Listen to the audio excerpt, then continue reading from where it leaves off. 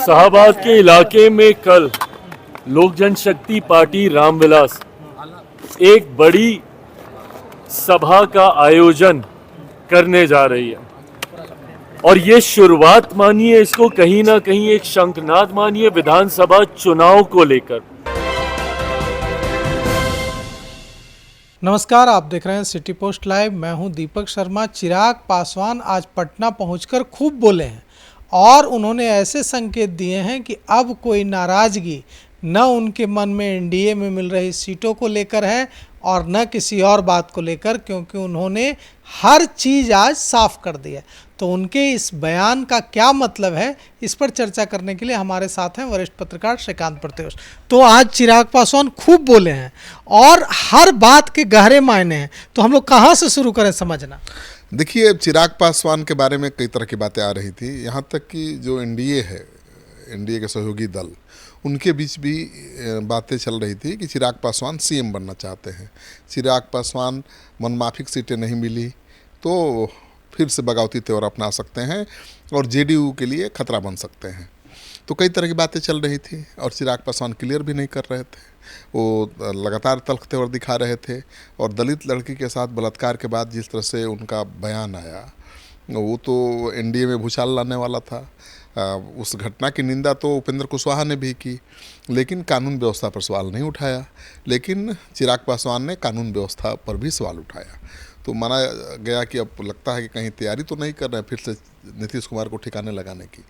लेकिन आज चिराग पासवान ने साफ कर दिया है कि उनकी नाराज़गी नहीं है एनडीए से। मतलब जितनी सीटें चाहते हैं उतनी सीटें तय हो गई है और हम खबर दिखा ही चुके हैं कि लगभग सीटों का बंटवारा हो गया है, केवल औपचारिक ऐलान भर होना बाकी है। तो बीजेपी 25 से 28 सीटें कही जा रही है। हाँ, 28 सीटें मिलेंगी उनको, 25 पर तो नहीं मानेंगे वो, 28 से थोड़ा ज़्यादा भी हो सकती है, एक दो। तो चिराग पासवान संतुष्ट हो गए हैं और कई ऐसे मसले थे। चिराग पासवान कई ऐसी सीटें चाहते थे जो अभी एनडीए के कब्जे में है। उनके पार्टी के प्रदेश अध्यक्ष जहाँ से चुनाव लड़ते हैं, राजू तिवारी, वो भी बीजेपी के कब्जे में है, वहाँ से बीजेपी का विधायक है। तो इन सब मसलों को लेकर वो नाराज़गी जता रहे थे और बीजेपी से लड़ रहे थे। लड़ना ज़रूरी भी था, क्योंकि अगर अपनी पार्टी के नेताओं के लिए वो नहीं लड़ेंगे, अपने पार्टी के प्रदेश अध्यक्ष की सीट के लिए नहीं लड़ेंगे, तो फिर उनको नेता कौन मानेगा। तो जो उनका ड्यूटी था वो कर रहे थे और तल्ख तेवर दिखाने का फ़ायदा ये हुआ कि बात बन गई है। चिराग पासवान के साथ सीटें तय हो गई हैं उनकी और इसलिए वो संतोष जता रहे हैं और सारी बातों को क्लियर कर रहे हैं। पहले कभी नहीं किया इतना साफ गोई के साथ। आज उन्होंने कह दिया कि नीतीश कुमार ही मुख्यमंत्री रहेंगे। वो मुख्यमंत्री बनने के लिए नहीं आ रहे हैं, बल्कि एनडीए को मजबूत करने के लिए बिहार में चुनाव लड़ना और चाहते अपनी पार्टी का स्ट्राइक रेट बेहतर करने आ रहे हैं। लेकिन बात तो सिर्फ इतनी नहीं है, वे शाहाबाद जा रहे हैं और शाहाबाद में उनके चुनाव लड़ने के भी कई गहरे मायने निकाले जा रहे हैं। देखिए, वो शाहाबाद और मगध का इलाका जहाँ जा रहे हैं, रैली कर रहे हैं वो, और जहाँ से उनको चुनाव लड़ने की चर्चा है। आपको पता है कि पहले वो एनडीए का गढ़ हुआ करता था, लेकिन आज की तारीख में महागठबंधन वहाँ अपना खूंटा गाड़ चुका है। 22 में से 20 सीटों पर महागठबंधन का कब्जा है, केवल 2 सीटें एनडीए के पक्ष में हैं। तो ये तो बहुत बड़ा फेस लॉस है ना, और जनाधार का खिसकना है। तो बीजेपी के लिए भी चुनौती है, पूरे एनडीए के लिए चुनौती है। तो ये बीजेपी की रणनीति का हिस्सा हो सकता है और चिराग पासवान को अपने आप को प्रूफ करने का, अपनी स्वीकार्यता बढ़ाने का, अपना स्ट्राइक रेट बढ़ाने का, अपना वोट का परसेंटेज बढ़ाने का बड़ा मौका है। क्योंकि आप देखिए, नीतीश कुमार मुख्यमंत्री हैं बिहार में और आगे भी चुनाव के बाद वो रहेंगे, लेकिन ऐसे ही नहीं है। उनका 18% से ज़्यादा वोट बैंक है, सॉलिड वोट बैंक। वो जिसके साथ जाते हैं वहाँ वो वोट ट्रांसफ़र होता है और इसलिए बीजेपी की मजबूरी बने हुए हैं। चिराग पासवान का लोकसभा का रिजल्ट देख लीजिए तो 6.6% वोट मिला है। तो बहुत कम है जेडीयू के मुकाबले। तो अभी अचानक आप कैसे दावा कर सकते हैं कि जेडीयू की जगह पर आप मुख्यमंत्री होंगे? उसके लिए तो आपको अपना वोट का परसेंटेज बढ़ाना पड़ेगा और चिराग पासवान में संभावना है। चिराग पासवान केवल दलितों पासवानों के नेता नहीं हैं, उनकी स्वीकार्यता है दूसरे वर्गों में भी। मतलब स्वर्ण जाति के लोग भी उनको पसंद करते हैं तो बीजेपी के नेता भी मान रहे हैं कि बीजेपी ने अपना कोई बड़ा चेहरा पैदा नहीं किया, मुख्यमंत्री के लायक कोई चेहरा नहीं किया, कोई नेता पैदा नहीं किया कह सकते हैं। ऐसे में नीतीश कुमार की आखिरी पारी है, तो चिराग पासवान को मौका दिख रहा है। तो अभी आएंगे, अभी मुख्यमंत्री के कुर्सी पर दावा कर देंगे तो बात बिगड़ जाएगी। उनको मुख्यमंत्री बनने के लिए जेडीयू का समर्थन भी बहुत ज़रूरी है। लेकिन अभी बिहार में आ जाएंगे, बिहार की राजनीति शुरू करेंगे, एनडीए को लाभ होगा उनके बिहार में चुनाव लड़ने से, उनके बिहार में पर ज़्यादा समय देने से, तो उनका कद बढ़ेगा, उनकी पार्टी के वोट बैंक बढ़ेंगे, उनकी स्वीकार्यता बढ़ेगी और मुझे लगता है कि भावी मुख्यमंत्री के रूप में वो उभर कर सामने आएंगे। तो उनके चुनाव की रणनीति अब साफ हो गई है। और आप तो जानते ही हैं कि बीजेपी पहले भी ऐसा प्रयोग करती रही है, कई केंद्रीय मंत्रियों को इस्तीफा दिलवा करके उसने विधानसभा का चुनाव लड़वाया था ताकि माहौल बने, क्योंकि विधानसभा चुनाव केवल स्थानीय लोग ही लड़े तो माहौल नहीं बन पाता है, लोग निराश हो जाते हैं, उदासीन हो जाते हैं। और बीजेपी तो यहाँ बहुत दिनों से एनडीए सत्ता में है, तो एंटी इनकम्बेंसी फैक्टर भी है, तो कई जगहों पर उम्मीदवार बदलने की तैयारी है और केंद्र के कई मंत्रियों को और पूर्व सांसदों को भी विधानसभा चुनाव लड़ाने की तैयारी है। माना जा रहा है कि राजकुमार सिंह जो बहुत कद्दावर नेता है, बीजेपी केंद्रीय मंत्री रहे हैं, वो भी विधानसभा चुनाव लड़ेंगे। रामकृपाल यादव जो केंद्रीय मंत्री रह चुके हैं, सांसद थे, वो भी विधानसभा चुनाव लड़ेंगे। और ऐसे कई बड़े चेहरे आपको सामने नज़र आ सकते हैं विधानसभा चुनाव में।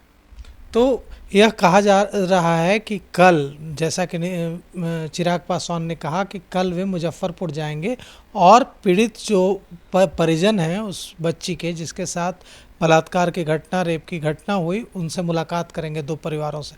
चिराग पासवान ने यह भी कहा है कि बढ़ती आपराधिक घटनाओं से हम भी चिंतित हैं। तो इसके क्या मायने निकाले जाए?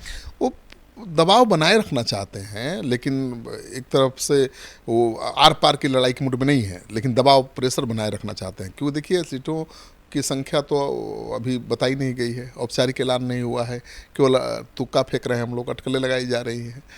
सच्चाई तो तब मानी जाएगी ना जब वो अनाउंस हो जाए, तो आगे भी बात बिगड़ सकती है। तो प्रेशर भी बनाए रखना चाहते हैं और उनको मुख्यमंत्री बनना है, तो उनको तरीके से, सलीके से मुख्यमंत्री नीतीश कुमार के सुशासन में जो कमियां हैं उस पर भी बोलना पड़ेगा, तब उनका कद बढ़ेगा।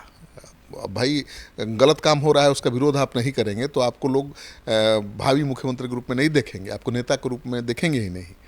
तो सरकार में रहते हुए, एनडीए में रहते हुए, एनडीए की सरकार की कमी खामियों पर अगर बोल रहे हैं तो उससे उनकी लोकप्रियता बढ़ेगी, उनका कद बढ़ेगा, उनकी स्वीकार्यता बढ़ेगी, तो इसलिए वो बोल रहे हैं। लेकिन एक तो बात साफ कर दी है उन्होंने कि नीतीश कुमार के नेतृत्व में ही चुनाव लड़ा जाएगा, नीतीश कुमार ही मुख्यमंत्री होंगे।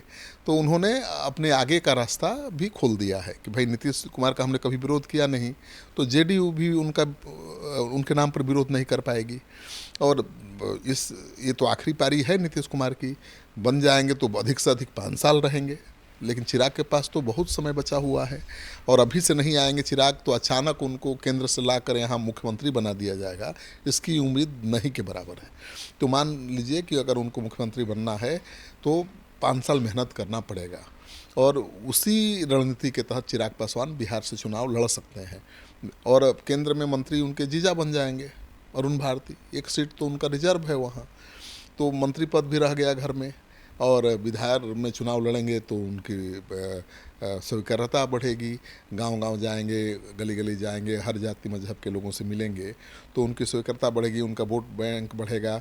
जब तक वो 15 से ऊपर नहीं जाएंगे, 15% से ज़्यादा वोट नहीं बना पाएंगे या जेडीयू के बराबर नहीं जा पाएंगे, तब तक कैसे बीजेपी उनको मुख्यमंत्री बना देगी, जेडीयू कैसे मान लेगा उनको मुख्यमंत्री। नीतीश कुमार के बाद भी तो पार्टी में नेता हैं, या नीतीश कुमार के बेटे की भी चर्चा हो रही है कि वो भी आ सकते हैं राजनीति में, और मानकर चलिए कि वो आ रहे हैं।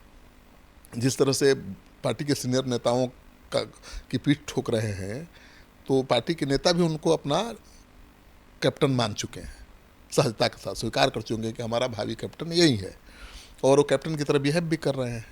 तो चिराग की चुनौती छोटी नहीं है, बड़ी है और उसी चुनौती की तैयारी में वो बिहार आ रहे हैं, बिहार से चुनाव लड़ेंगे, अगले 5 साल तक मेहनत करेंगे, तब भावी मुख्यमंत्री के दावेदार के रूप में वो उभरेंगे। तो एंग्री यंग मैन भी दिखे और सीजन पॉलिटिशियन के रूप में भी दिखे चिराग पासवान पटना एयरपोर्ट पर पत्रकारों से बात करते हुए। उन्होंने यह भी कहा कि बिहार में आपराधिक घटनाएं बढ़ी हैं, इसे लेकर हम भी उतने ही चिंतित हैं जितना लोकसभा में नेता प्रतिपक्ष राहुल गांधी। लेकिन साथ ही यह भी कहा कि मेरी नज़र मुख्यमंत्री की कुर्सी पर नहीं है और मैं अपनी पार्टी का स्ट्राइक रेट बेहतर करने के लिए चुनाव लड़ने जा रहा हूं शाहाबाद की किसी सीट से, और मेरी कोशिश एनडीए को मजबूत करने की है। उन्होंने यह भी कहा कि हमारी सरकार जब बनेगी एनडीए की तो मुख्यमंत्री नीतीश कुमार होंगे, उनके नेतृत्व में बनेगी। अब जो यह मिला जुला अवतार एंग्री यंग मैन और सीजन पॉलिटिशियन का दिख रहा है, इस पर आप क्या सोचते हैं कमेंट कर जरूर बताइएगा। तो फिलहाल इस खबर में इतना ही। आगे की खबरों के लिए देखते रहिए सिटी पोस्ट लाइव। शुक्रिया।